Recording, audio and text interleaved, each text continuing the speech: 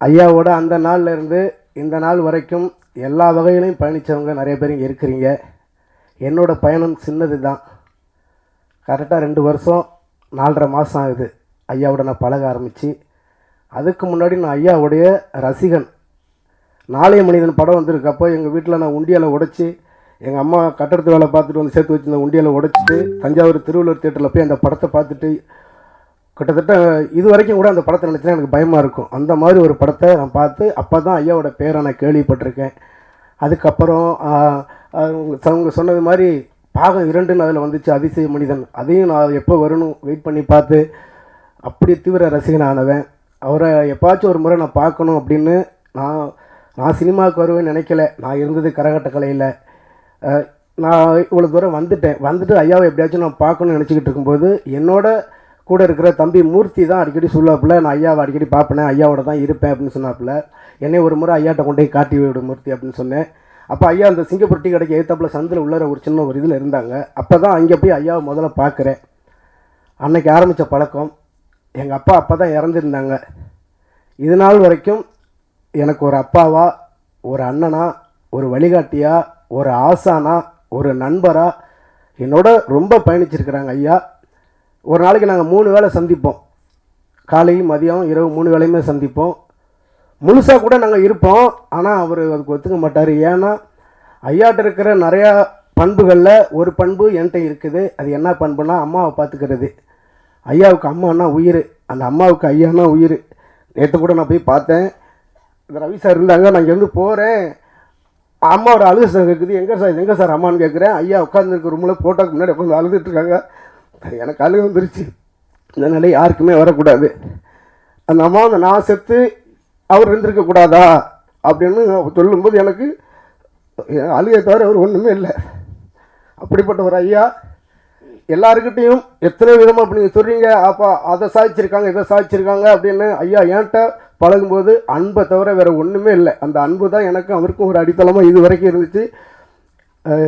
பேச்சே வரல, அந்தளவுக்கு ஐயா என்னோட பழகிருக்கிறாங்க. எனக்கு என் வீட்டுக்கு வர்றப்பெல்லாம் என் குடும்பத்தில் ஒருத்தராக, என் பேரம்பேத்திகள் அவர் பேரம்பேத்திகளா, என் பிள்ளைகளை அவர் பிள்ளைகளாக தான் பார்ப்பாங்க. எந்த நேரம் வரும்போது பழங்களோட தான் வருவாங்க.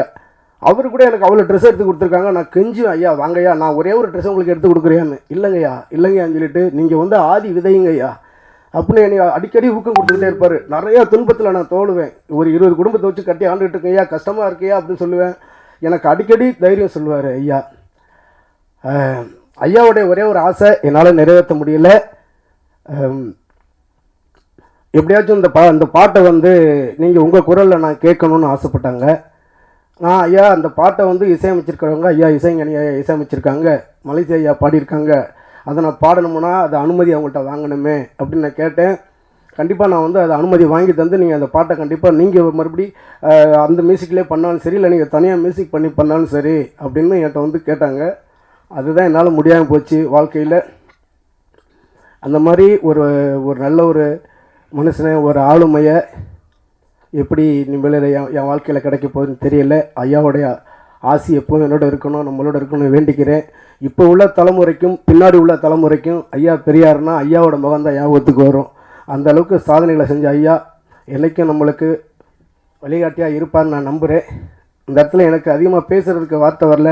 ஐயாவோட கடைசி காலத்தில் இருந்து இது நாள் வரைக்கும் அவருக்கு தேவையானது அனைத்தையும் பக்கத்தில் இருந்து பண்ண எல்லாருக்கும் நான் நன்றியை தெரிவிச்சுக்கிறேன். ஐயாவோட ஒரு மகனாக நான் இருந்து ஐயாவோட குடும்பத்தில் உள்ள எல்லாருக்குமே நான் நன்றியை தெரிவிச்சுக்கிறேன். ஏன்னா ஐயா வந்து டக்குன்னு போய் யார்ட்டையுமே கேட்கவே மாட்டார் எதுவுமே. நான் கூட சொல்லுவேன், ஐயா நீங்கள் போய் கேட்க வேண்டியது நாங்கள் எல்லாருக்கும் இல்லை அப்படின்னு ஒரு மாதிரி எதுவுமே. நீங்கள் ஒருத்தவங்க சொன்னாங்க அவர்கிட்ட காசு இல்லாட்டாலும் இன்னொருத்தட்ட காசு வாங்கி கூட கொடுப்பாங்க அப்படின்னு. சொன்ன மாதிரி நான் ஒரு ரெக்கார்டிங் போயிட்டுருக்கிறேன். என்னோட தான் பேசிட்டு போகிறாங்க. நானும் தம்பி மூர்த்தியும் போகிற ரெக்கார்டிங்க்கு அவங்க முடிச்சுட்டு வெளியில் வரோம். ஃபோன் பண்ணுறாங்க, ஐயா எங்கே இருக்கிறீங்கன்னு. எப்போவுமே ஃபோன் பண்ணும்போது ஒரு சாதாரணமாக பண்ணுவாங்க. அன்னைக்கு பேசும்போது ஏதோ ஒன்று ஒரு அழுத்தம் எனக்கு தெரிஞ்சு. என்னங்கய்யான்னு கேட்டேன். வாங்க அப்படின்னு சொன்னாங்க. ஒரு அரை மணி நேரம் ஆகுங்கன்னு சொன்னேன். வந்துக்கிட்டே இருக்கிற மறுபடியும் ஃபோன் வந்துச்சு. ஃபோன் வந்தோடனே மூர்த்தி நான் வீட்டுக்கு போகிறேன், நீ இந்த பைக் எடுத்துகிட்டு போய் ஐயா போய் கூட்டிகிட்டு வா, இல்லாட்ட ஊசி போடுவோன்னு சொல்லிட்டு போய்கிட்டே இருக்கிறேன். அங்கே மனோசார் வீட்டுக்கிட்ட போகும்போது மனசு கேட்கல. சரி வண்டியை திருப்புங்க, அங்கேயே கொண்டு போயிடுவோம் அப்படின்னு போனால் அம்மா மடியில் படுத்துருக்குறாங்க. வேர்த்து ஓடுது. அம்மா சேலை வச்சு தொடச்சிக்கிட்டு அழுதுகிட்டு இருக்கிறாங்க. ஒன்றுமே புரியலை. உடனே நான் அந்த மூர்த்திக்கு நான் நன்றி தெரிவிச்சுக்கிறேன். உண்மையிலே அவர் ஆஸ்பத்திரியிலேருந்து வந்து இது வரைக்கும் நான் இருந்து பக்கத்தில் இருந்து பார்த்துக்க முடியல. ஏன்னா எனக்கும் என் ஊர் தஞ்சாவூர், என் குடும்பத்தில் எல்லாம் முடியாமல் இருக்காங்க. இல்லைன்னா நான் ஐயாவோட கடைசி வரைக்கும் இருந்திருப்பேன். அந்த நேரத்தில் அதுலேருந்து இது வரைக்கும் மூர்த்தியாக இருக்கட்டும், ஜெகதீஷ் ஐயா இருக்கட்டும், சாராக இருக்கட்டும், குடும்பத்தினர்கள் எல்லாமே ஐயாவுக்கு எந்த குறையெல்லாம் நல்லபடியாக பார்த்துக்கிட்டாங்க. அவங்க எல்லாருக்கும் இந்த வேளை நான் நன்றியை தெரிவிச்சுக்கிறேன். சினிமா உலகை ஃப்ரேம் பை ஃப்ரேம் படம் பிடித்து காட்டும் தந்தி டிவி சினிமா சேனலை இப்பவே சப்ஸ்கிரைப் பண்ணுங்க.